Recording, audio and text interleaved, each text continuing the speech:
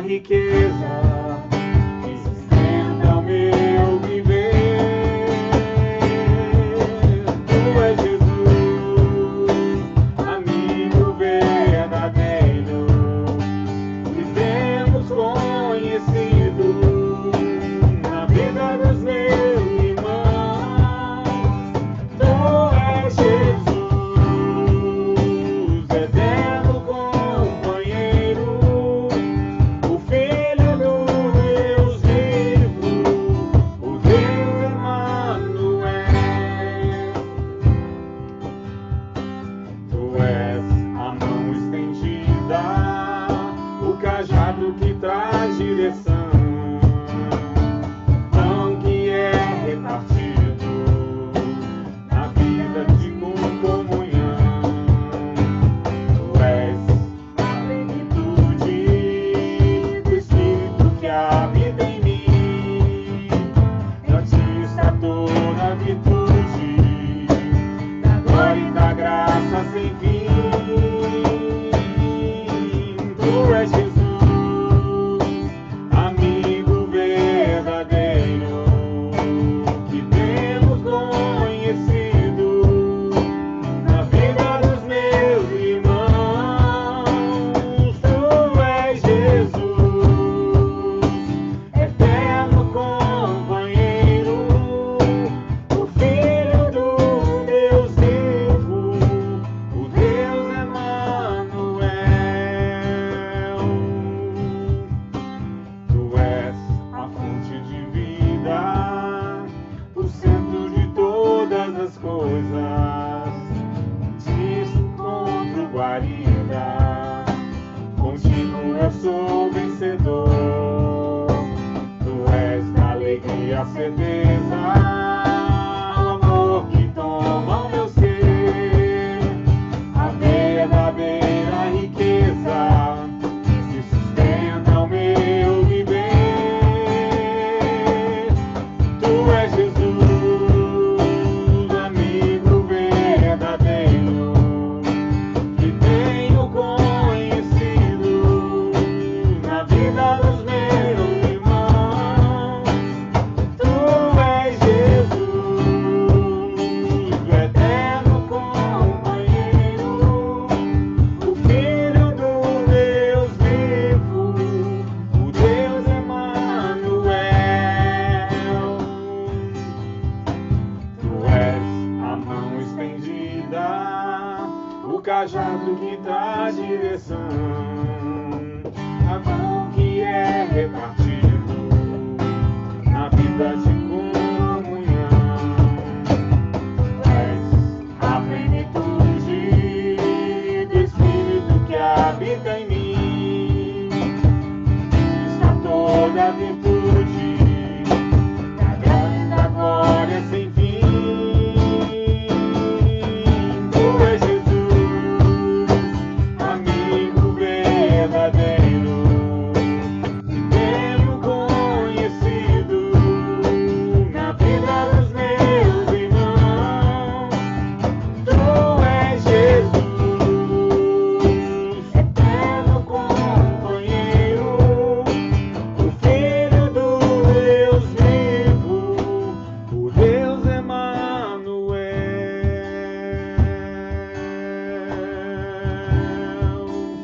O Deus Emanuel, Deus conosco, Deus Emanuel, sempre presente,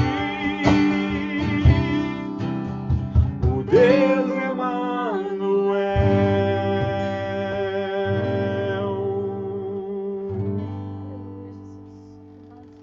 Irmãos, hoje a gente estava conversando com um casal amado, muito precioso. Está falando sobre o que a gente está entendendo desse tempo, né? O que é verdade? Né? Se a gente acompanhar noticiário e informação de Facebook, a verdade é uma coisa, né? Se a gente olhar para a palavra de Deus, a verdade é outra coisa, né? A que tipo de verdade a gente quer entregar o nosso coração, a gente quer dar a nossa atenção, né? A verdade que eu quero encher o meu coração é a palavra de Deus, irmãos. Jesus é a verdade. Ele é o caminho, a verdade e a vida. E dessa verdade eu vou encher meu coração. Amém. Hoje a gente tem um irmão muito precioso, muito amado, muito querido, que ele vai repartir sobre Ser homem. a economia do reino e ser homem. É isso? Amém. Vou botar o fone aqui para não dar zebra na nossa transmissão. Querido. Sérgio, Luiz Sérgio Zanin, Nossa. a palavra é tua, meu irmão. A gente quer beber do depósito do Senhor na tua vida. Amém. Fica à vontade. Senhor, enche os Muito feliz de estar junto com os irmãos, da gente poder estar compartilhando a palavra, né?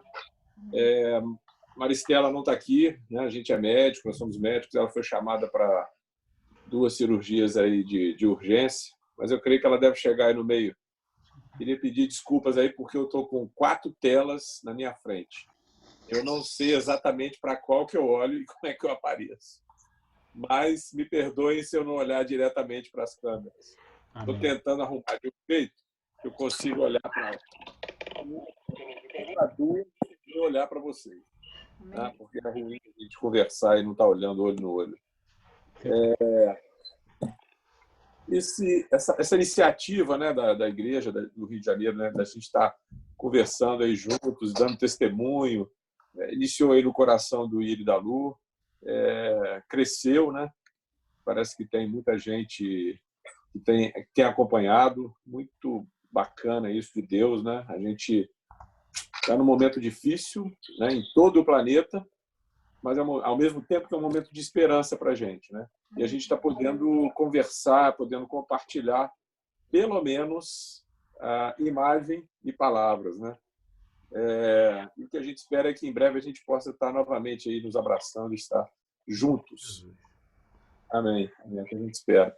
E aí disso, no dia que eu dei o testemunho, eu falei alguma coisa lá a respeito de ser homem, né? Que foi algo que o Senhor... Uma das primeiras coisas que o Senhor começou a ministrar a mim com relação ao conhecimento que eu tive dele, né? Foi aprender a ser homem. Na verdade, o que ele mostrou para mim, primeiro, é que eu tinha que ser homem. Apesar de ser uma coisa óbvia, naquele momento eu tinha 30 anos, quando eu me converti, foi quando eu me casei, um pouco antes de eu me casar, mas a imagem que eu tinha de mim mesmo era de um menino, eu era de 18 anos. Era assim que eu me via. E aí, como eu me via com 18 anos, eu agia como se eu tivesse 18 anos.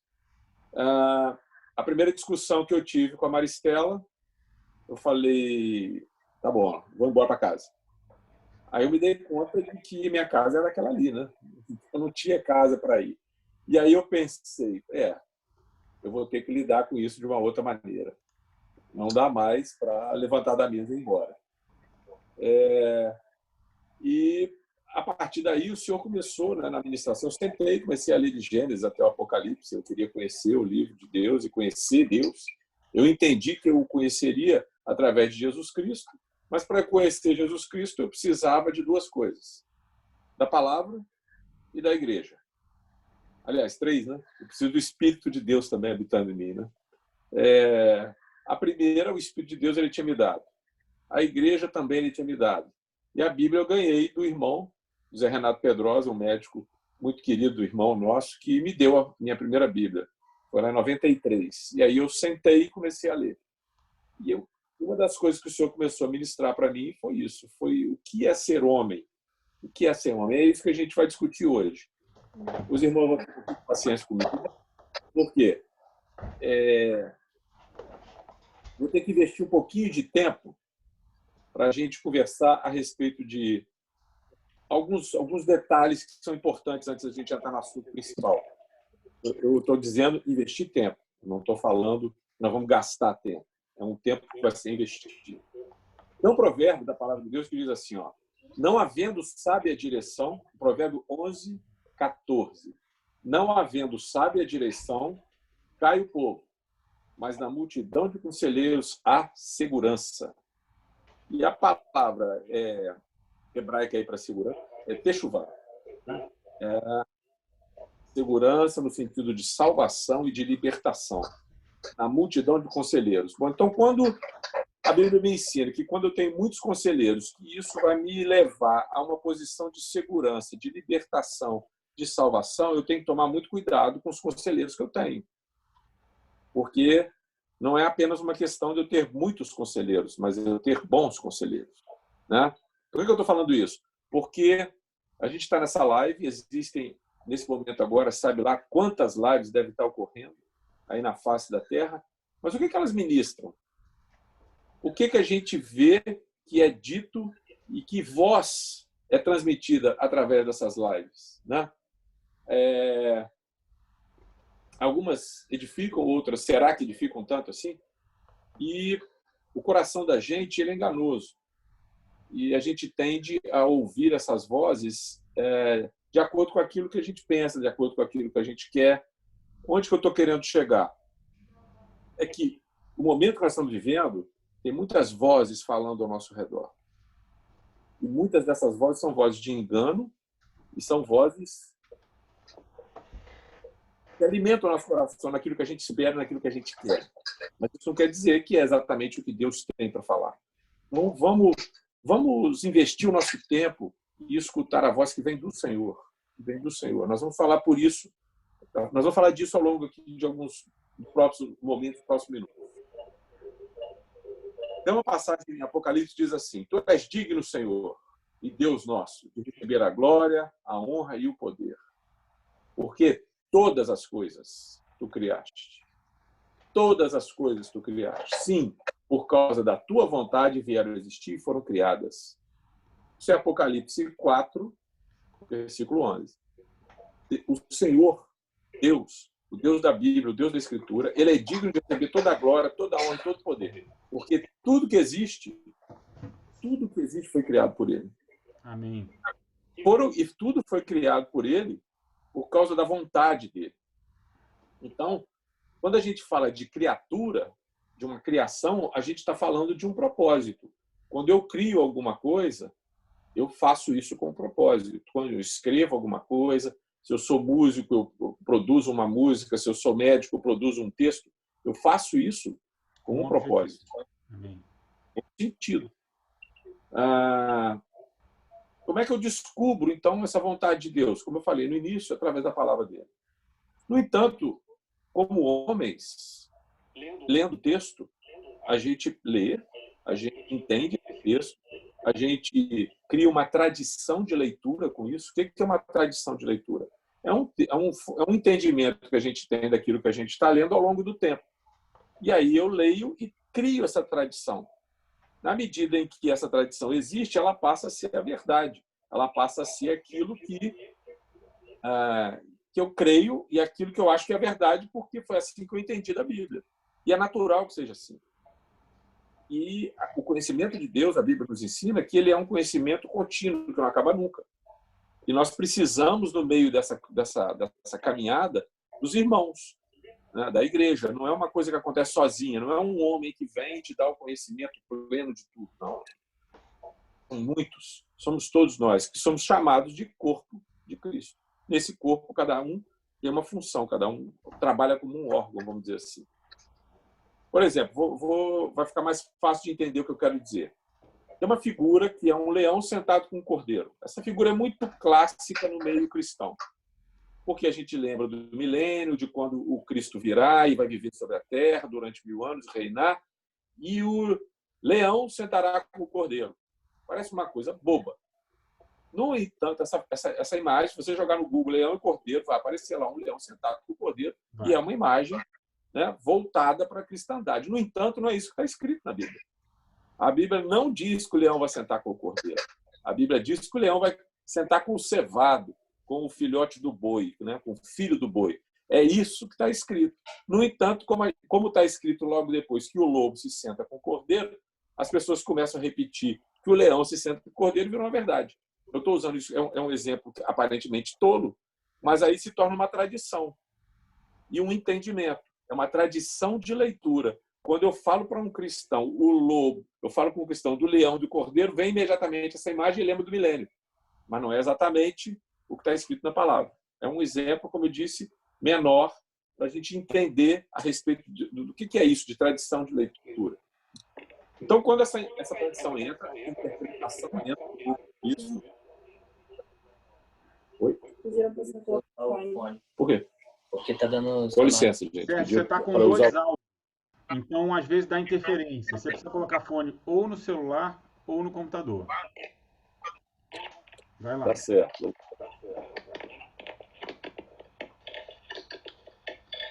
A imagem tá boa do...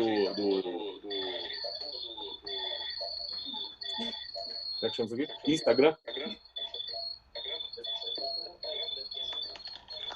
Não, aqui Só que o Instagram não funciona de lado. Precisa estar em pé. Tá certo. Tá dando bastante certo. Tá dando mesmo. Pronto. Peraí. Bota no iPad, então, pai. Que surra. Melhorou? Perfeito. Tá certo. Desculpa aí, gente. Onde que eu estava? Eu estava no Leão com o Cordeiro. Então, essa tradição, ela entra, essa tradição de leitura entra, e como que turva os meus olhos, eu passo a enxergar através dela. Então, é assim que eu passo a enxergar a Deus. Aí eu preciso do Willi, eu preciso do Gilberto, eu preciso do Marco, eu preciso do Carlos, do João, para me mostrarem o que eles entendem a respeito de Deus, para ir limpando de mim aquelas nuvens, aquela coisa que está me atrapalhando a enxergar o Senhor. Isso é muito importante. Por quê? Em primeiro lugar, por causa do conhecimento de Deus. Em segundo, porque eu vou pregar o Deus que eu conheço. Eu conheço o Deus através da Escritura. E se essa imagem não estiver limpa, não estiver clara aos meus olhos, eu vou pregar um Deus um pouco diferente daquele que é da Escritura, ou seja, uma imagem dele. Paulo, quando falou aos Coríntios, ele disse assim, antes de tudo, eu entreguei para vocês, 1 Coríntios 15, de 1 a 4. Antes de tudo, vos entreguei o que também recebi, que Cristo morreu pelos nossos pecados, segundo as Escrituras, e que foi sepultado e ressuscitou ao terceiro dia, segundo as Escrituras. O Deus que nós cremos é o Deus verdadeiro, porque é o Deus das Escrituras. E isso a gente não pode deixar de pensar, e de crer, e de ter como base daquilo que a gente está discutindo aqui agora. O próprio Paulo falou aos crentes de Gálatas, da Galácia, ele falou assim, mas ainda que nós, ele mesmo, está falando dele próprio, ainda que eu mesmo, ou mesmo um anjo vindo do céu, vos pregue uma boa nova, um evangelho que vai além desse que eu estou pregando para vocês agora, que ele seja maldito. Ou seja, ele está falando assim, se amanhã eu mudar de ideia e pregar algo diferente, porque agora eu estou pregando segundo as Escrituras, que seja maldito essa pessoa que pregar dessa forma. Nos últimos dias, Jesus ensinou isso para a gente, está lá em Mateus 24, a partir do versículo 11, ele fala que nos últimos dias levantariam-se muitos falsos profetas e que enganariam a muitas pessoas. Por se multiplicar a iniquidade, a falta de lei, a anomia, o amor se esfriaria de quase todos. Porém, aquele que perseverar até o fim será salvo. Então ele fala que nos últimos dias teria muito falso profeta. Mas qual é a marca do falso profeta? A Escritura mostrou para a gente. Está lá em Deuteronômio 13, qual é a marca do falso profeta. O falso profeta é aquele que vem, tem um sonho. Se ele tiver um sonho ou prognosticar alguma coisa e essa coisa não acontecer, esse profeta é falso. Mas se ele vier falar um sonho, prognosticar alguma coisa e isto acontecer, mas ele me levar a adorar um Deus diferente do Deus da Escritura, esse profeta é falso. Essa é a marca do falso profeta, dos enganos que viriam nos últimos dias. Então, se alguém fizer algum sinal, fizer alguma coisa, algum milagre, fizer alguma predição e aquilo acontecer, mas ele me levar a adorar um outro Deus, esse profeta é falso. A mensagem que ele trouxe é falsa. Isso a gente não pode deixar de lado e se esquecer. É pelo fruto do profeta que eu descubro se ele é verdadeiro ou se ele é falso. Mas qual fruto que é esse? O fruto é o Deus que ele está pregando. Esse é o fruto. Não é se ele faz alguma coisa miraculosa e acontece. Mas se o fruto O fruto que é a vida dele é um profeta que nos leva a adorar ao Deus das Escrituras, né? E interessante é que Jesus, quando vai falar disso, ele fala também de pessoas que pregariam em nome dele, fariam milagres, expulsariam demônios em nome dele, mas eles seriam falsos. E ele próprio diz, mesmo que eles me chamem de Senhor, Senhor, o que eles praticam é iniquidade. Que iniquidade? É de fazer milagres, fazer coisas em nome dele, mas não levar as pessoas a adorarem o seu nome. Eu estou tentando basear e fundamentar o que a gente vai falar para ficar claro dentro da Escritura e não naquilo que a gente pensa, porque ser homem é algo que todo homem acha que sabe. Mulher também. Aliás, as mulheres acham até que sabem mais do que a gente, do que ser homem, né? Quem ouviu, entende. Quem ouviu, entende. No entanto, o que a gente está falando é sobre a justiça de Deus, aquilo que Deus espera de um homem. E isso não vem da cabeça do homem, né? Isso vem do próprio, vem das Escrituras, exatamente. Então, a marca do falso profeta é o engano. Ele fala uma coisa e te traz para adorar outro Deus. Mas que outro Deus é esse? Né? Pode ser um Deus até de outro nome, de outra religião, vamos dizer assim, de outro tipo de relacionamento com o homem. No entanto, esse falso Deus, queridos, de hoje, é o próprio homem, é o ego. É aquele homem que faz milagres em nome de Jesus, prega os valores de Jesus, prega aquilo que está na Bíblia, aquilo que com o nome de Jesus, mas ele te leva a adorar a ele próprio. E se exalta, né? Ele é exaltado ao final disso tudo, exatamente, é o ego. E a essência desse engano é o humanismo. O que é o humanismo? O humanismo é você pregar aquilo que o homem quer ouvir. É colocar o homem no centro da sua própria vida. E isso todos nós já fazemos, de certa forma, né? Uma das formas desse engano, então, é pregar o humanismo. E o humanismo é quando o homem está no centro, né? Quando o homem se dirige, se move pelas concupiscências, né? Pelo desejo das coisas e não do Deus verdadeiro, ele já está dentro de um princípio, já está sob um princípio humanista. Sérgio, mas quer falar alguma coisa? Quando você fala de concupiscência, dá a sensação de que é uma coisa errada. E não necessariamente é uma coisa errada. Porque a palavra fala também que todas as coisas me são lícitas, mas nem todas me convêm, todas as coisas me são lícitas e não me deixarei dominar por nenhuma delas. Às vezes a gente não está falando de coisas ilícitas, está falando de coisas lícitas que simplesmente assumem um papel e tomam um lugar que não são adequados. Que não é de Deus.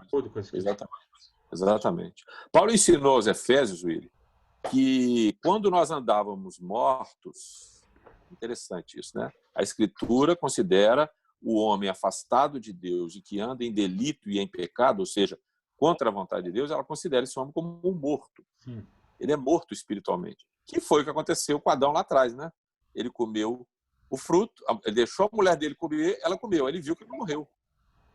Não morreu aos olhos dele, mas eles se separaram de Deus. E essa posição do homem, essa condição do homem passa a ser uma condição de morte diante de Deus.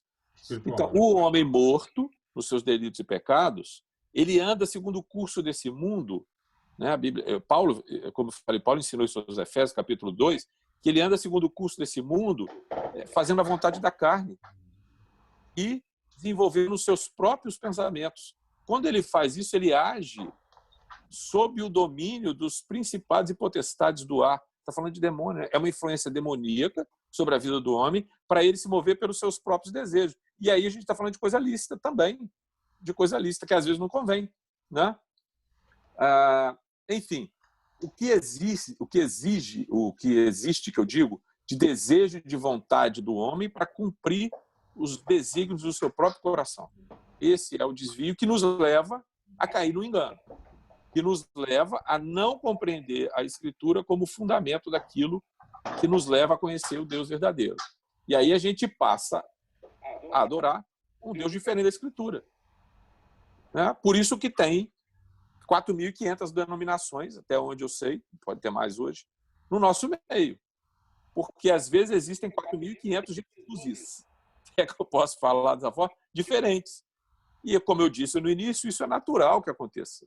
Porque nós somos homens, a gente interpreta a palavra, o Espírito de Deus nos mostra, mas eu preciso um do outro para ver Jesus todo. me exortar e me aparar as minhas arestas naquilo que eu estou caminhando errado, num Jesus que talvez não seja das Escrituras. Então, como eu falei, o coração do homem é enganoso. Está escrito lá em Jeremias 17. Fala assim, ó, enganoso é o coração, mais do que todas as coisas. Pedro, mais do que todas as coisas, enganoso é o coração do homem. E desesperadamente corrupto. Quem o conhecerá? Em hebraico, sabe o que quer dizer isso? Isso quer dizer assim, ávido por ser enganado. Se nós vivemos tempos de engano e o nosso coração é ávido por ser enganado, eu preciso ser protegido disso, né? Paulo ensina que nós não devemos nos conformar com esse século, não tomar a forma desse século, mas nos transformarmos pela renovação da nossa mente. Que renovação da nossa mente? Não é lavagem cerebral, no sentido de fazer as pessoas acreditarem no que eu acredito. É a renovação da mente de um homem arrependido, que se religa, que é religado com Deus, e a partir daí ele passa a ser guiado pela vontade de conhecer esse Senhor e conhecer esse Deus. Porque quando eu estou nessa condição de uma mente renovada, que abre mão dos seus próprios desejos, se entendendo como uma criatura, aí eu vou experimentar a boa, agradável e perfeita vontade daquele que me criou. Trazendo para o contexto do homem, eu deixo de lado aquilo que eu acho que é ser homem e passo a começar a compreender, ou pelo menos estar aberto para compreender o que acha aquele que me criou para ser homem. Amém. E aí desenvolver em cima disso.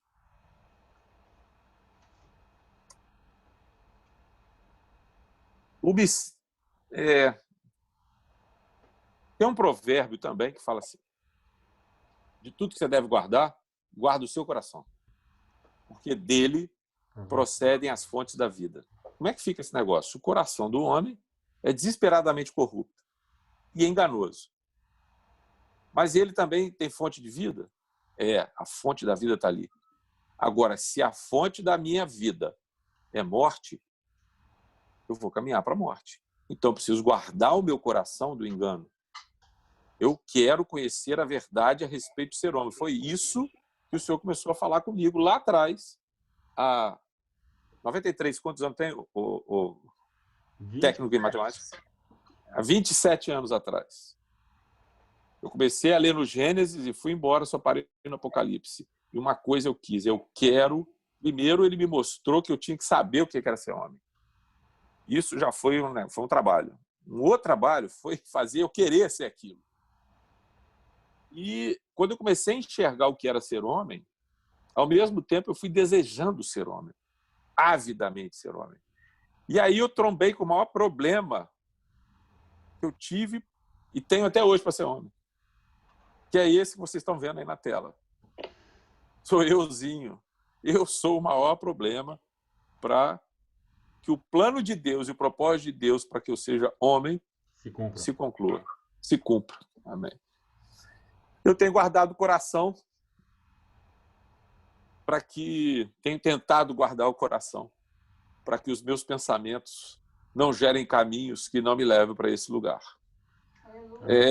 Eu estava lendo outro dia do Sir Isaac Newton, um crente, irmão nosso, que está lá na glória com o Senhor. Ele falou uma frase muito interessante. Sou apenas uma criança brincando na praia enquanto vastos oceanos de verdade jazem ocultos perante mim. Imagina duas crianças na areia brincando, fazendo um castelinho de areia. Essa é a descrição que o Newton tinha de si próprio. Saúde, Pedro. Que Deus te abençoe, querido. Essa é a ideia que Isaac Newton tinha de si próprio diante da Escritura. Eu sou igual uma criança brincando na areia, fazendo castelinho, diante de uma imensidão de conhecimento e profundidade do conhecimento de Deus. E é assim que nós temos caminhado. É dessa forma que a gente tem caminhado.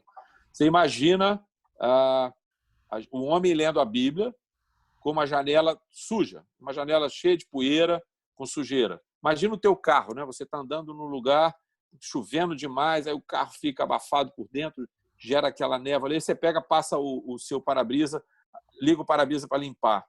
Na hora que limpa aquilo, você começa a enxergar melhor o que está na tua frente. Isso é o que o Espírito Santo de Deus faz quando entra e abre a mente do homem para conhecer as Escrituras. E é através das Escrituras que eu posso conhecer a Deus. E esse Deus é o Deus que vai me dar entendimento a respeito do propósito da minha vida. Por que, então, que eu estou fazendo esse preâmbulo tão grande? Porque tem algo que atua na minha mente, na tua mente, William, na tua mente, Pedro, de todo mundo que está me ouvindo, que se chama sofisma.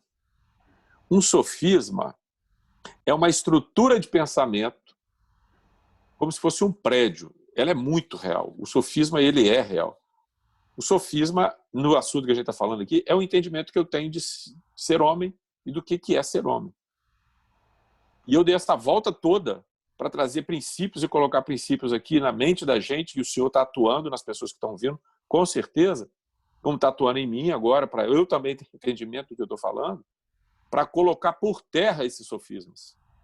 Porque eles são estruturas de pensamentos humanos, e não de Deus. E Deus falou através de um profeta, né? Os meus pensamentos não são os seus pensamentos. E por isso, os caminhos que vocês fazem para vocês também não são os meus caminhos. Quanto dista o céu da terra, assim dista os seus pensamentos, os caminhos que vocês criam a partir dos seus pensamentos. Então, o que ele está falando para mim é que o que eu pensava a respeito de ser homem, e para te falar a verdade, eu nem pensava, porque a minha mente era de 18, imagina o estrago, um homem de 30 anos, médico formado, já com uma residência de 3 anos de residência em cirurgia geral, entrando na residência de cirurgia plástica, que depois eu fiz 3 anos, e se vendo como 18. Né? Era assim que eu me via. Como é que eu anulo o sofisma com a verdade? Pois é, o que significa isso na prática, Sérgio? Significa que, como eu me via com 18 anos, eu atuava em qualquer aspecto da minha vida como ser humano, como um jovem de 18 anos.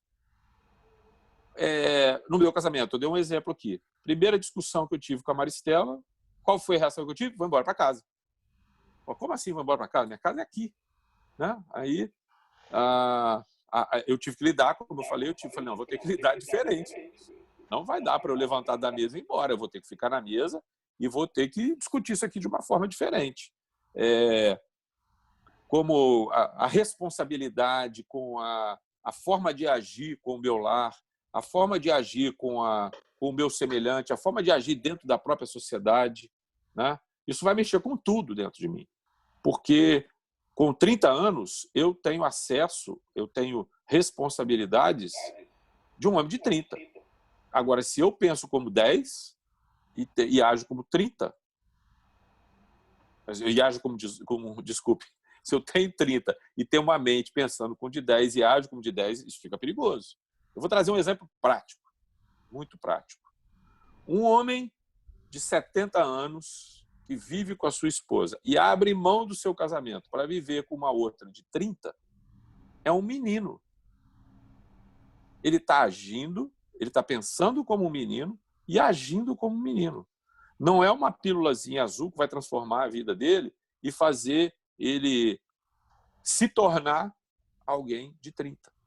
Porque ele tem 70, ele tem uma casa, ele tem uma vida com essa pessoa que ele desconsiderou por um monte de motivos e aí não me interessa nem o que foi que aconteceu. Um homem, como a gente vai chegar aqui à conclusão, ele não deixa essa mulher. Agora, o menino deixa. É o que eu pensei. Vou embora para casa.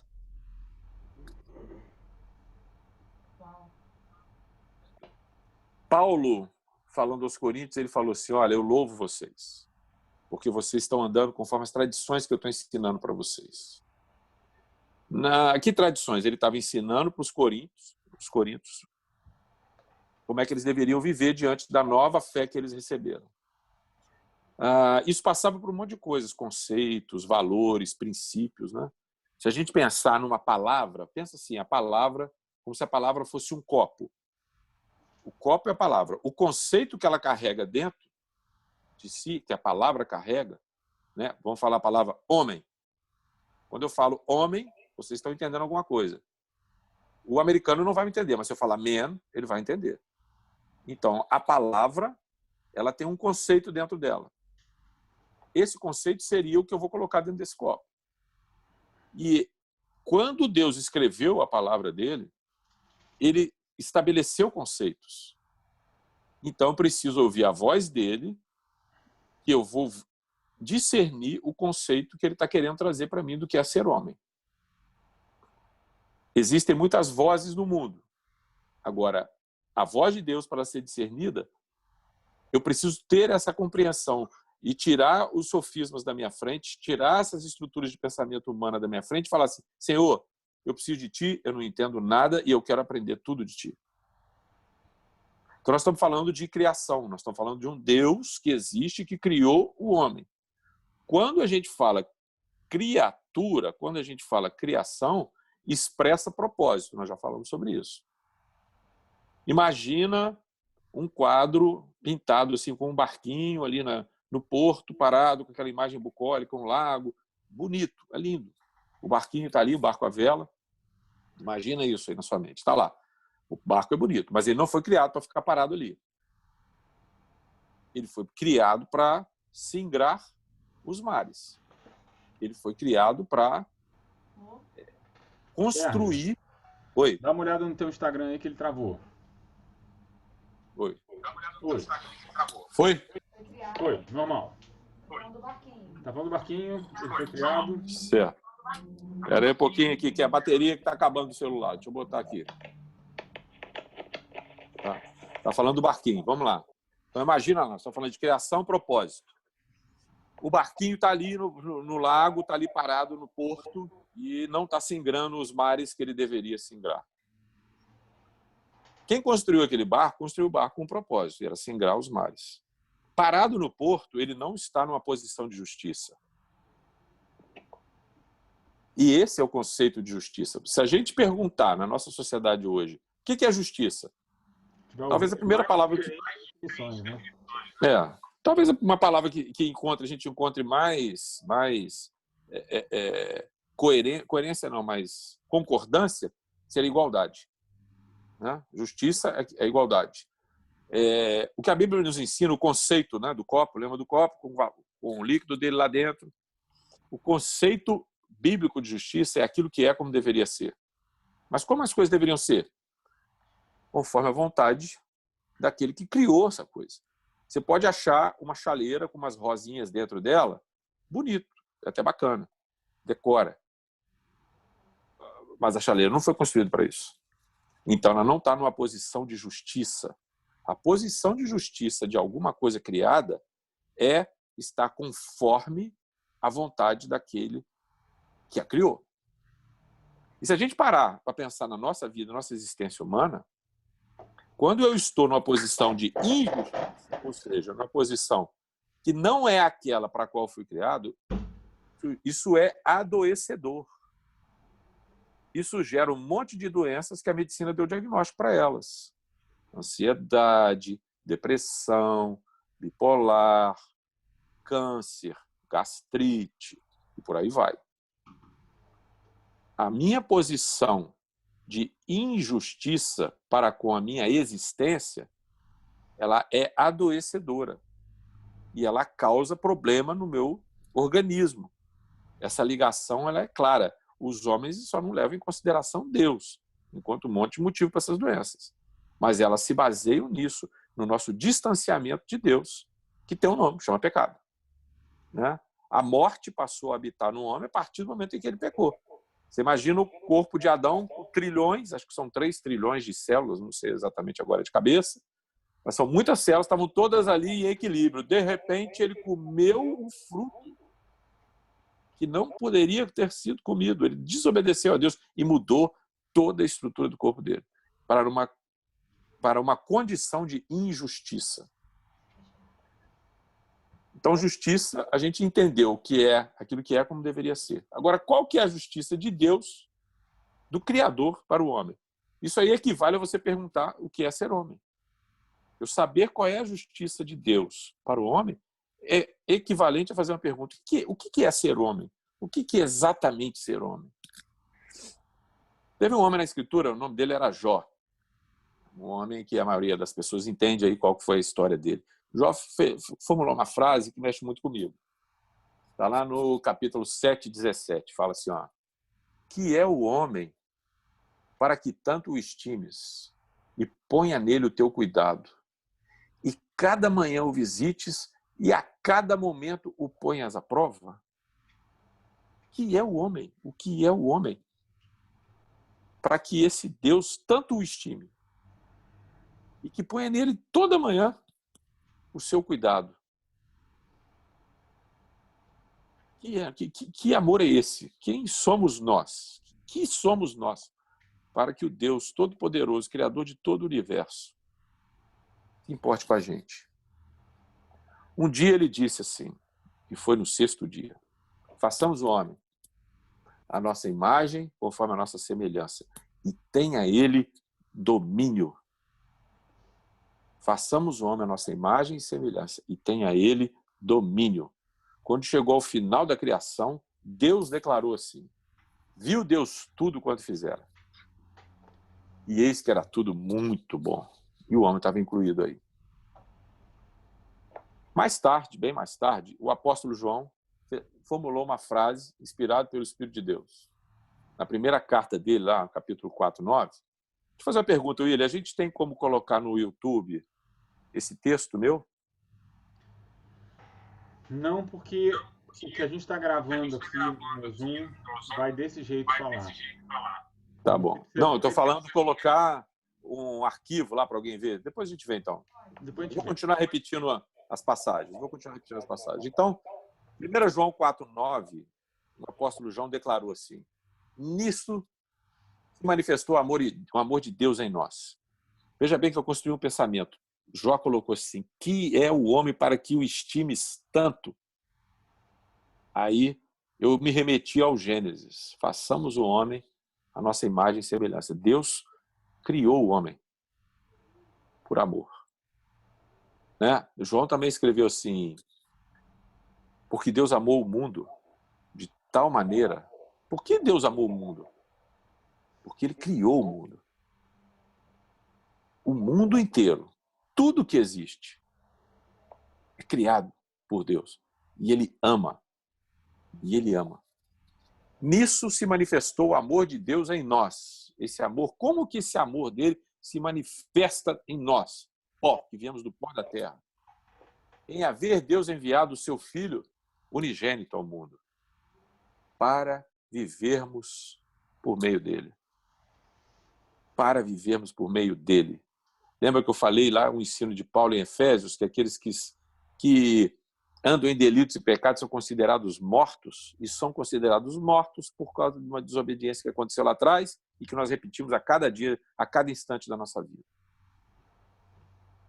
Mas aqui ele está dizendo que ele enviou esse Filho dele, unigênito ao mundo, para nós vivermos, recebermos vida por meio dele. Esse Filho é a imagem do Deus invisível, o primogênito de toda a criação. Paulo falou isso aos Colossenses. Está lá, Colossenses 1, 18. Esse é o Filho. Quando ele estava ensinando aos Coríntios, ele também ensinou outra coisa. Ele falou, olha, como foi o primeiro homem, Adão, o terreno, tais também são os homens, os demais homens, terrenos. Eu e você, Willy. E como é o homem celestial, quem é esse homem celestial? Esse homem celestial é o Filho de Deus, morto na cruz por nossos pecados e ressurreto, e que está sentado hoje à direita do Pai, Jesus Cristo, homem. Amém. Esse é o homem celestial. Então, como foi o primeiro homem terreno, tais são também os homens terrenos. Mas como é o homem celestial, assim também os celestiais. E assim como trouxemos a imagem do que é terreno, devemos também trazer a imagem do celestial. Amém. E aí Deus nos ama de uma tal maneira que ele envia o seu Filho unigênito para que nós pudéssemos viver por meio dele. E aí eu carrego essa imagem do que é celestial. E aí Deus continua trabalhando em mim aquilo que ele fez lá atrás, com as suas mãos, ele moldou o barro, o pó da terra, e me fez. E ele continua me moldando através agora do seu filho. E todos nós, com o rosto desvendado, contemplando como por espelho a glória do Senhor, somos transformados de glória em glória na sua própria imagem. Lembra lá atrás? Façamos o homem a nossa imagem e a nossa semelhança. E agora nós somos transformados de glória em glória na sua própria imagem, como pelo Senhor, o Espírito. A criação do homem é um trabalho divino, é um trabalho de Deus, de glória em glória, de fé em fé, onde todas as coisas concorrem para o bem desse homem, por causa do amor dele.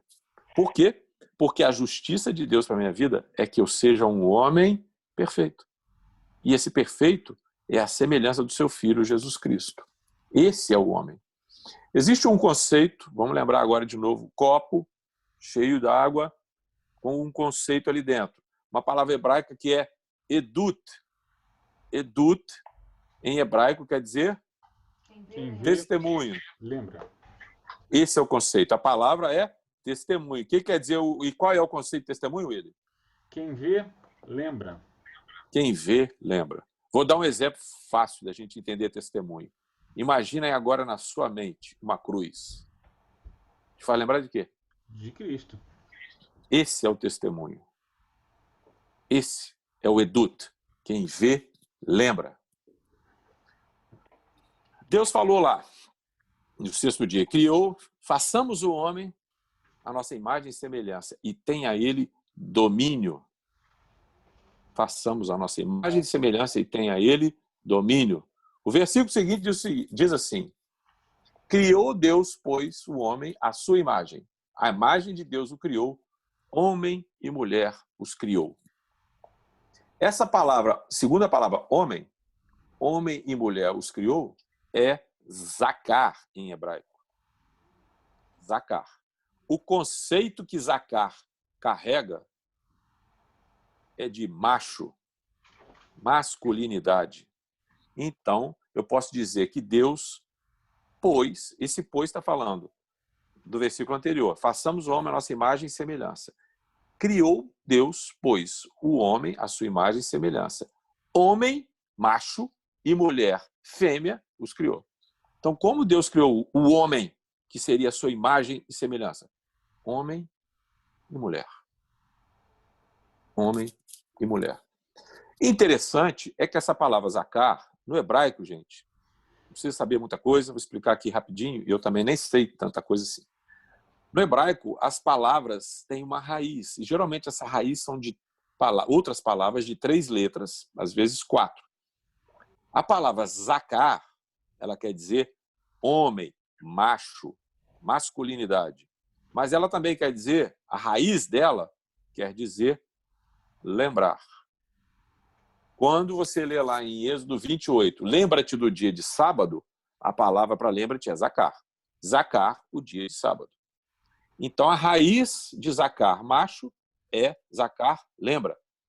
Quando eu junto esses dois conceitos, eu consigo entender o que Deus está querendo dizer.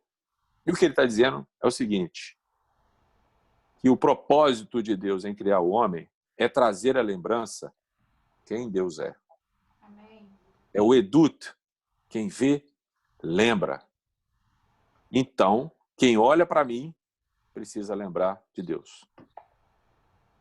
Misericórdia. Quando olham pra gente, não é o Senhor. E se quando olham pra gente, não veem a Deus? A gente está vivendo Eu uma estou posição de numa injustiça, condição correto? de injustiça. Exatamente. Eu estou numa condição de injustiça. Eu quero repetir uma coisa aqui que é importante para o que eu vou falar mais ali na frente. Olha só. Criou Deus, pois, o homem. A sua imagem, Deus o criou. Homem e mulher os criou. O que eu estou falando, afirmando, é que esse homem que Deus criou, ele criou como homem e mulher. Por isso, não é bom que o homem esteja só. Por isso, não é bom que o homem esteja só. Por quê? Porque o homem só não vai cumprir com êxito, não vai preencher com êxito o propósito da sua existência. Qual é o propósito da existência do homem macho? Trazer a lembrança quem Deus é. E o que Deus é, Willy? Deus é pai. Pai. Pai. Eu preciso entender isso da seguinte forma. Quando eu sou pai, quando me é dada a paternidade, Deus não fez isso para eu poder entender quem Ele é. É o contrário. A paternidade existia lá no mundo espiritual, lá na eternidade. Sempre existiu. Porque Jesus Cristo sempre existiu e Ele sempre foi filho. Ele é eterno e Ele sempre existiu. Então, Deus sempre foi pai. Aí, quando Ele cria o homem e coloca sobre o homem a função de ser pai, isso é a sua imagem e semelhança. Por isso, não é bom que o homem esteja só. Porque se o homem estiver só, ele não pode cumprir com êxito o propósito da sua existência. E esse cumprimento com êxito é justiça para a vida do homem. Por isso, quando os discípulos de Jesus foram conversar com ele lá em Mateus 19, gente, foi conversar com ele lá, mas essa história do divórcio aí, que Moisés mandou dar divórcio, qual foi a resposta que Jesus deu para eles? Ele nem conversou de divórcio, ele foi no princípio. E o princípio é o casamento. Ele falou, mas vocês não têm lido que desde o princípio Deus criou homem e mulher? Por isso, o homem deixará pai e mãe, se unirá à sua esposa e serão ambos uma só carne. Por isso o quê? Porque ele criou homem e mulher. Mas Moisés permitiu o divórcio. Mas não foi assim desde o princípio. E interessante que na conversa deles, olha que interessante, quando eles estavam falando de divórcio, a resposta que Jesus deu levou aqueles homens ao oposto do propósito de Deus para o homem. Porque quando Deus criou o homem, ele falou assim, não é bom que o homem esteja só. 7 o quê? Minutos? Ih, estou lascado. Vamos lá, vamos acelerar então.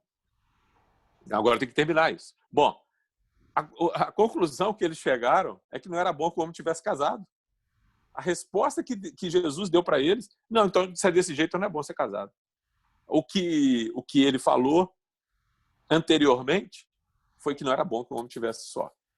Bom, a masculinidade foi criada para trazer a lembrança no meio da criação quem Deus é. Amém. E Deus é pai. E Deus é pai.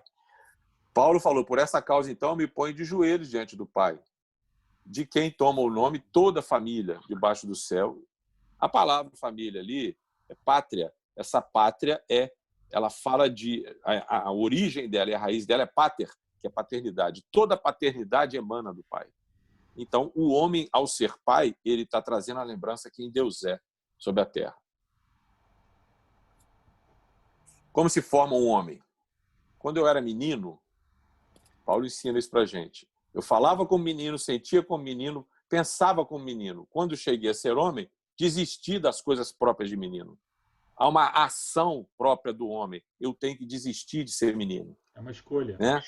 É uma escolha que eu faço. Por isso, você vai em qualquer uma dessas, em várias tribos aborígenes e civilizações antigas, você vai ver, sempre tem um ritual para o homem, para o menino virar homem. Porque ele tem que tomar uma decisão. Isso não existe para a mulher. Por quê? Porque a mulher tem uma marca no corpo dela. A menina sabe quando ela é mulher, que é a menstruação. Ela tem isso. O homem precisa de uma cerimônia para celebrar essa identidade sobre a vida dele. Amém. Então eu preciso tomar uma decisão de deixar de ser menino para ser homem. Amém. Jesus aprendeu a obedecer pelas coisas que ele sofreu. E nisso ele foi aperfeiçoado. Ele é o homem perfeito. E como ele se tornou homem? Aprendendo pela obediência pelas coisas que ele sofreu. Que coisas que ele sofreu? Tudo o que acontecia com ele, ele levava ao Pai, diretamente ao Pai, através da palavra. E aí ele obedecia. E aí ele cresceu. A obediência é o caminho do homem ser perfeito. Porque fala assim, ele, embora ser filho, aprendeu pela obediência Peraí. Embora sendo filho, aprendeu a obediência Pelo que sofreu. pelas coisas que sofreu. E tendo sido aperfeiçoado. Então, ele chegou à varonilidade perfeita, à masculinidade perfeita, através da obediência. Obediência é o caminho que Deus criou para o homem crescer e ser um homem perfeito. Amém. Qual é a justiça do Criador para o homem? Qual é a justiça do Criador para o homem? Que ele seja a habitação do Espírito Santo de Deus, pela fé em Jesus Cristo. Que ele seja um edut, um testemunho do caminho que existe para Deus. Que ele cresça em estatura, em sabedoria e em graça, o que acontece pela obediência à palavra de Deus. Que ele ame a sua esposa, a esposa que o Senhor tem para ele, e que se entregue por ela. Isso é ser esposo, isso é ser homem. Foi isso que Jesus fez pela igreja, né? Ele foi rejeitado pela igreja, pelo povo dele, e se entregou para que ela fosse entregue para ele sem ruga e sem mácula. É isso que o Senhor espera de mim, pela minha esposa. Que ele ordene os seus filhos após ele. Eu preciso ordenar os meus filhos. Como? Andando no caminho que tem que ser andado, deixando um testemunho para eles de masculinidade. Mas interessante, quem é que ensina, quem é que cria no dia a dia esses meninos? É a mãe, é a mulher. Eu deixo o testemunho, os mandamentos são meus, mas a instrução é dela, está lá em Provérbios isso. Filho, guarda os mandamentos do seu pai, mitzvot, mandamento, mas anda na instrução da tua mãe, Torá, anda na Torá da sua mãe. A mulher precisa olhar para o filho e falar, olha meu filho, olha para o seu pai e ande como ele, porque ele é um homem. Que ele ordene a sua casa após ele em todos os aspectos que possam existir. Que ele seja exemplo para os outros homens. Quando um homem anda segundo a justiça de Deus para ele, isso vai influenciar a casa dele, a vida dele, o trabalho dele, as pessoas ao redor dele, o mundo ao redor dele. Isso a gente chama de avivamento. A gente chama isso de avivamento. Qual é o caminho para a gente chegar nisso? Obediência. Talvez a gente possa, em algum momento, falar da vida prática, né, a respeito disso. Mas o caminho é a obediência. Isso precisa ser expresso através da varonilidade de Cristo na vida de cada homem. Queridos, quem está me ouvindo e não conhece a Cristo, pode ter todos os princípios dentro de si. Pode viver muito próximo disso daí. E glória a Deus. Mas isso não muda e não dá o testemunho de Deus sobre a terra. Porque para dar o testemunho de Deus sobre a terra, o Filho de Deus precisa habitar em você e você ser homem segundo a expressão do caráter desse Filho de Deus em você. Certo. Amém, Willis? Oi. Acho que a gente tem assunto para continuar no sábado que vem, né? A gente está no domingo que vem. Com certeza. Mas Amém. acho que a gente podia... Se a gente pode resumir isso tudo em poucas palavras, ser homem é expressar quem Deus é através de obediência, nós sermos o testemunho de quem Ele é através da nossa obediência à palavra de Deus. Isso ajuda? Amém. Amém. Totalmente. Ou simplifiquei demais? Não, eu levei 1 hora para falar isso aí. Eu sou a tecla SAP do Danilo, entendeu, gente? Vamos orar que a gente tem 40 segundos exatamente. Amém. E a gente, domingo que vem, continua. Tem 35 segundos. Amém. Amém, Senhor. A gente exercer a masculinidade e o nosso sacerdócio no teu padrão, de acordo com as Escrituras, para que se veja como o Senhor é. Em nome de Jesus, Senhor. Faz isso na minha vida, na vida dos meus filhos, na vida dos irmãos e das pessoas que estão nos acompanhando hoje, Senhor. Amém, Pai. Amém. Amém, Jesus. Amém. Sérgio, muito obrigado, viu? Querido, foi um prazer. Amém. Amém.